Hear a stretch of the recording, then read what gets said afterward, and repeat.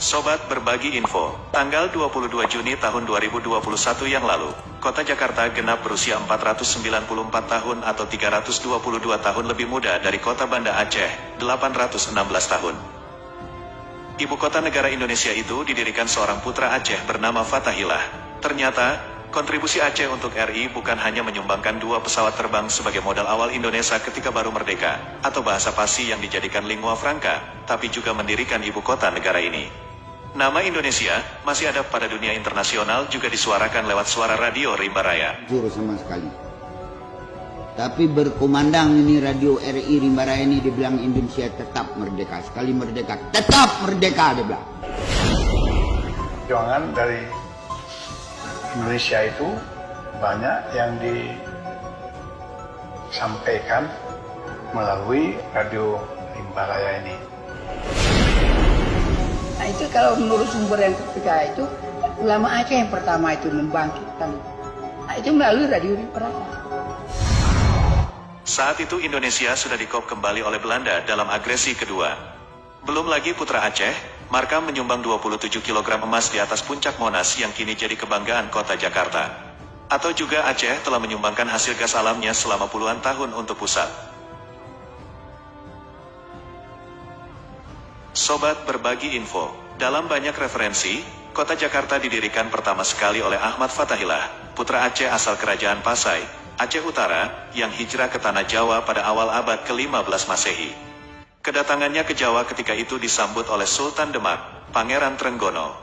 Atas dukungan Sultan Demak, Ahmad Fathahillah berhasil merebut Sunda Kelapa dan Banten dari kerajaan Pajajaran yang bersekongkol dengan Portugis. Penyerangan Fathahillah ke Pajajaran memperoleh 2 kemenangan sekaligus. Selain berhasil merebut Sunda Kelapa dari kerajaan Pajajaran, juga berhasil mengusir Portugis dari Sunda Kelapa daerah taklukannya.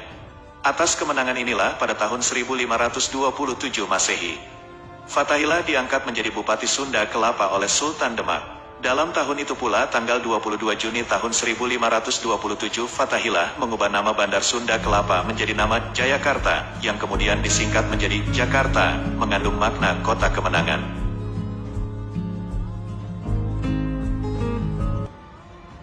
Itu sejarah awal berdirinya kota Jakarta. Ironinya dalam perjalanannya, peran Fathahillah sepertinya digelapkan. Memang, Fathahillah ada diabadikan dengan memberi nama pada sebuah museum di Jakarta, Museum Fathahillah atau Museum Sejarah Jakarta, MSJ. Tapi bila kita perhatikan dengan menggunakan nalar sejarah kritis, apa yang dipamerkan pada Museum Fathahillah ini seperti ada periode sejarah yang terpenggal. Artinya sejarah Jakarta yang diinformasikan dan dipamerkan, hanya informasi masa prasejarah hingga masa kolonial. Tidak kita temukan periode sejarah Jayakarta semasa Fathahillah. Periode sejarah Fathahillah dihilangkan, terlihat dilompatkan dari zaman prasejarah, zaman Hindu-Buddha, langsung ke zaman Batavia di bawah kolonial Belanda.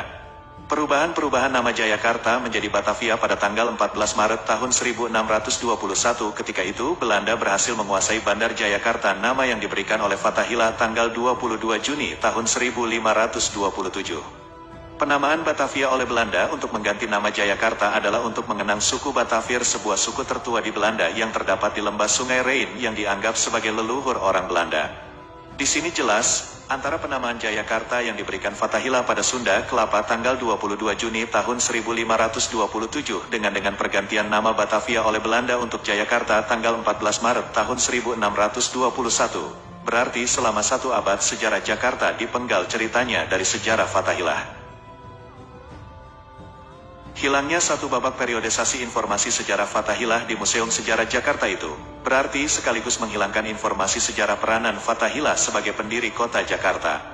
Kita tidak tahu, apakah ini sengaja dihilangkan karena yang mendirikan kota Jakarta itu, orang Aceh. Sejarah negeri ini memang menafikan peran Aceh. Hampir tidak ada peninggalan artefak dan manuskrip lain yang dipamerkan di Museum Fathahillah, Museum Sejarah Jakarta. Maka naif jika sekarang Jakarta dengan segala kegemerlapannya mengabaikan pendirinya.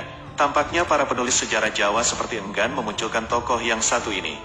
Fathahillah, ulama juga panglima perang dari Pasai Aceh, tidak begitu menonjol sejarah nasional. Seperti halnya Maulana Malik Ibrahim dan Malik Ishak, 2 ulama Aceh, yang paling awal menyebarkan Islam di tanah Jawa juga tidak terangkat ke permukaan. Makam Maulana Malik Ibrahim sampai sekarang masih terdapat di Gesik, Jawa Timur, yang batu nisannya diduga persis dan seusia dengan nisan-nisan yang terdapat di Samudra Pasai Aceh. Fathahillah begitu ditakuti lawan, sehingga memiliki banyak nama kebesaran. Portugis menyebut nama Fathahillah ini dengan Falatehan. Sultan Demak menggelarnya orang agung dari Pasai. Dalam versi yang lain orang Portugis juga menamai Fathahillah dengan Fathahilahan. Masyarakat Jawa pada umumnya semasa hidup Falatehan memanggilnya Ki Fathahillah, yang berarti orang terhormat karena kealimannya dan ketokohannya dalam masyarakat Jawa. Dalam banyak versi juga disebutkan sebenarnya yang dimaksud Sunan Gunung Jati dalam 9 Wali Songo di Jawa salah satunya adalah Fathahillah.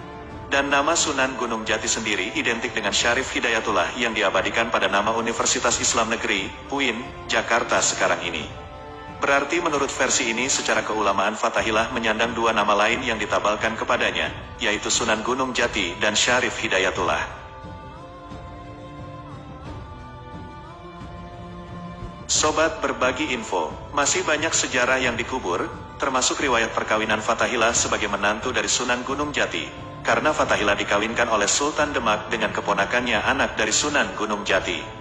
Sehingga jika ada pendapat bahwa Fathahillah bukanlah Sunan Gunung Jati atau Syarif Hidayatullah, suatu yang lemah.